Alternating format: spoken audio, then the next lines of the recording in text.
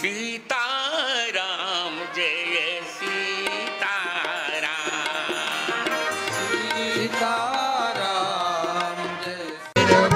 अरे क्या बात करते हैं आप। रावण ने देव जक्ष गंधर्व नर किन्नर नाग कुमार जीत बरी, निज बाहुबल बहु सुंदर बर नारी। ऐसी नारियों को देखकर भी हनुमान जी के मन में गए वो दशानन मंदिर माही, गए दशानन मंदिर माई। अति विचित्र कही जात सुनाई, अति विचित्र कही जात सुनाई। अरे रावण को शयन करते देखा हनुमान जी ने, पर महामंदिर ही शयन किए। देखा कपिते ही कहा, बोले मंदिर महन दीखी बैदे। माने मेरे वक्तव्य का सीधा तात्पर्य है, मैं नीचा नहीं दिखा रहा कन्हैया जी को। मैं ये कह रहा हूं कि हनुमान जी का इतना बड़ा व्यक्तित्व है कि कन्हैया जी भी उनका लोहा मान रहे हैं। ये मैं कह रहा हूं बस। इतना बड़ा व्यक्तित्व है हनुमान जी का कि कन्हैया जी सोच रहे करे राम,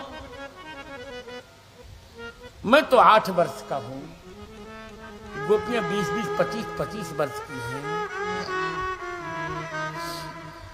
गोपियां मुझे छू रही हैं, चूम रही हैं, सब कुछ कर रही हैं।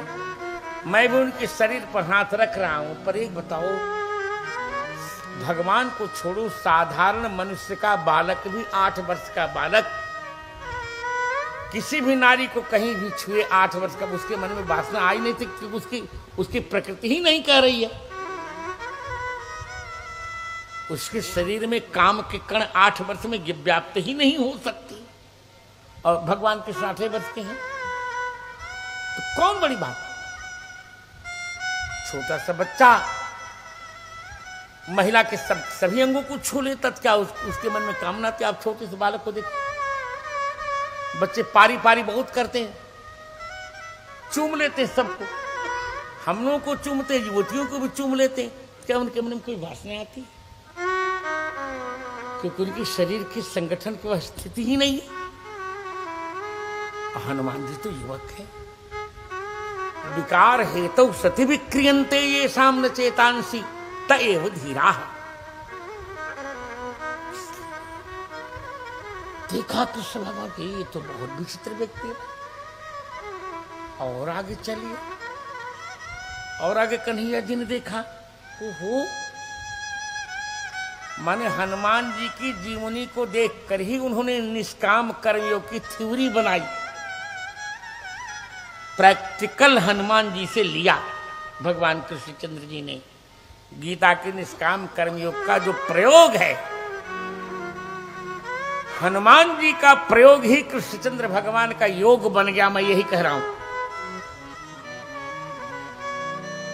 आप मत डरिए, हमारे अवध के गांव कितने व्युत्पन्न होते हैं। किसी ने पूछा कि आप अवध के लिए क्या करते हैं, मैंने कहा मैं ये कह रहा हूं कि रामायण जी का जितना ज्ञान हमारी अवध की अंगूठा छाप माताओं को होता है, उतना ज्ञान भारत के अन्य प्रदेशों के बड़े बड़े वक्ताओं को भी नहीं होता। संतो, अभी तुम अवध को नहीं जानते, अवध को देखो कुछ दिन तक। अभी अवध को देखो, अवध की माताओं से पूछो, इतने अच्छे अच्छे भाव अवध की माताएं बताती जो टीकाओं में नहीं लिखे रहते। एक दिन हमारी माताजी को अक्षर ज्ञान नहीं था, हमसे नित्य कथा सुनती थी। हम बचपन में तो मांगो भीख त्याग निज धर्म को का प्रकरण आया, तो हमने बहुत सुना। कहते अरे सुना सुना, थोड़ा का हमारो सुना। हमने सोचा कहा सुनाएगी माई, तो माई कहने लगी कि भरत ने कौन से धर्म का त्याग किया। तो माई कहने लगी कि देखिए, राजा जोगी बेटी खाली हाथ ने भेटी सिद्धांत है। राजा के यहाँ जाओ तो खाली हाथ मत जाओ, ब्राह्मण के यहाँ जाओ तो खाली हाथ मत जाओ, और बेटी के यहाँ भी जाओ तो खाली हाथ मत जाओ। तो भरत जी कह रहे हैं प्रयाग में उनके कुल की दो दो बेटियां हैं, गंगा जी और यमुना जी। गंगा जी भगीरथ की बेटी हैं और यमुना जी साक्षात सूर्य नारायण की बेटी हैं।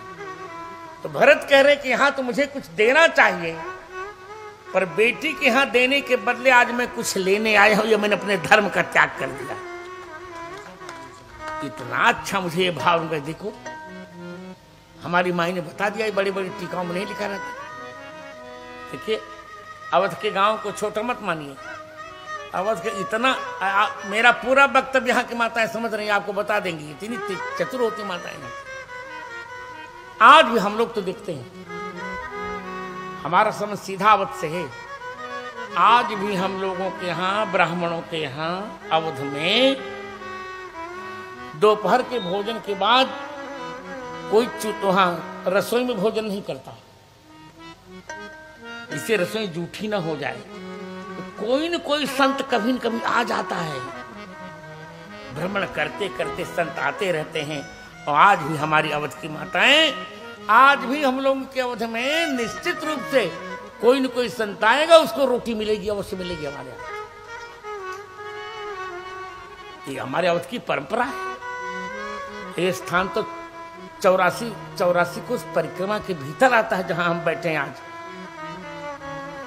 तो हनुमान जी को कृष्ण भगवान देख रहे हैं। अब तीसरा व्यक्तित्व तो देखिए, कृष्ण भगवान क्या कर रहे हैं, किसके सम्मान की रक्षा कृष्ण भगवान ने की है? द्रौपदी जी के सम्मान की रक्षा की है। द्रौपदी जी के सम्मान की रक्षा के लिए ही कृष्ण भगवान ने महाभारत में युधिष्ठिर का साथ दिया। ये हनुमान जी पहले कर चुके, ये हनुमान जी पहले कर चुके। सीता जी के सम्मान की रक्षा के लिए ही हनुमान जी ने राम जी का साथ दिया।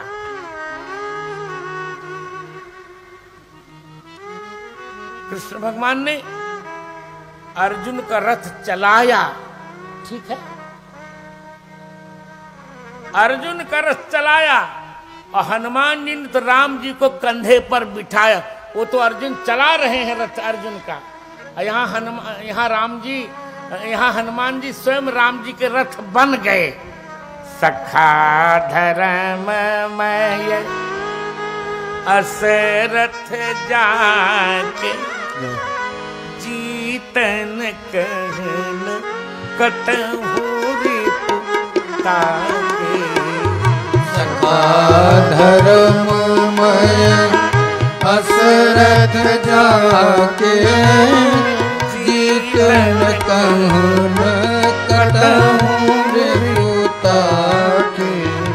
और यही विधि सकल कथा समुझाई, अरे लिए दो जन पीठ चढ़ाई।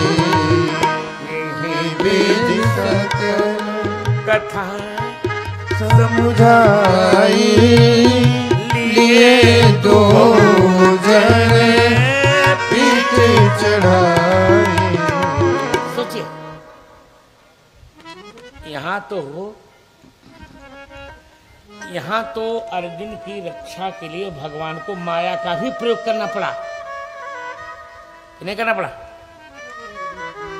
कब माया का प्रयोग भगवान ने किया अर्जुन की रक्षा के लिए? जब अर्जुन ने जयद्रथ वध की प्रतिज्ञा कर ली, जयद्रथ वध की प्रतिज्ञा कर ली, और इधर द्रोणाचार्य ने जयद्रथ को छिपा दिया सकट व्यूह में। दिन ढलने लगा, अब भगवान को ये निश्चित हो गया कि कितना भी अर्जुन युद्ध करेंगे तब भी सूर्यास्त तक इनको जयद्रथ नहीं मिलेगा। और जब सूर्यास्त तक जयद्रथ नहीं मिलेगा तो अर्जुन चिता में जल के भस्म हो जाएंगे। तो कुछ माया करनी चाहिए। तुरंत भगवान ने सुदर्शन चक्र से सूर्य नारायण को ढक दिया और जयद्रथ को ये लग गया कि अब सायंकाल हो गया, अब तो अर्जुन निपट जाएंगे। अर्जुन भी चिता लगा लिए। तो दुर्योधन ने कहा शत्रु को जलते देखने में बहुत आनंद आता, चलो जयद्रथ देख लेते जीजा जी। अब जयद्रथ आ गया, अर्जुन के सामने आ गया जयद्रथ। जब भगवान को लगा कि अब ठीक है, अब अर्जुन के सामने जयद्रथ आ गया, अब ये भाग कर भी नहीं बच सकेगा, नहीं बच सकेगा। अब अर्जुन सहजता से मार डालेंगे जयद्रथ को। तब तुरंत सुदर्शन चक्र को उठा लिया और सूर्य नारायण निकल आ रहे, कहा हे पार्थ प्रण पालन करो, देखो अभी दिन शेष है लो। अब एक बाण में अर्जुन ने जयद्रथ को मार दिया। तो यहां अर्जुन की रक्षा के लिए क्या नाम, भगवान को माया का प्रयोग करना पड़ा, परंतु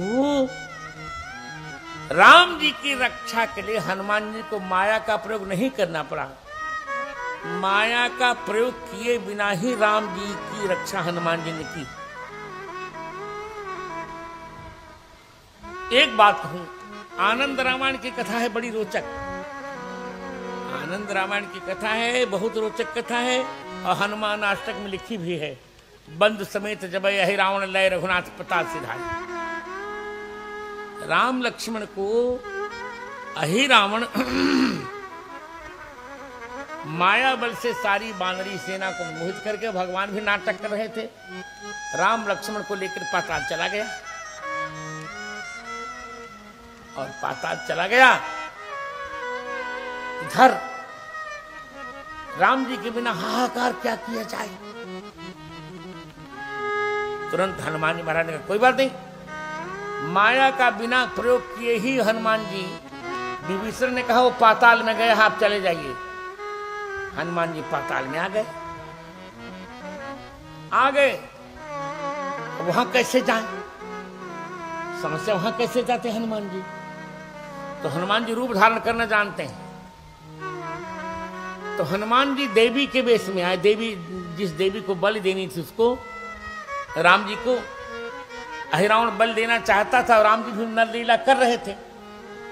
तुरंत हनुमान जी देवी के रूप में आए और जो बलि देने की तलवार उठाई और कहा कि अपने सहायक का स्मरण कर लीजिए। तो राम जी ने हनुमान जी का स्मरण कर लिया और तुरंत हनुमान जी ने फिर एक क्षण में देवी की मूर्ति से प्रकट होकर के हिरावण का सिर काट दिया और राम लक्ष्मण जी को लेकर चले आए।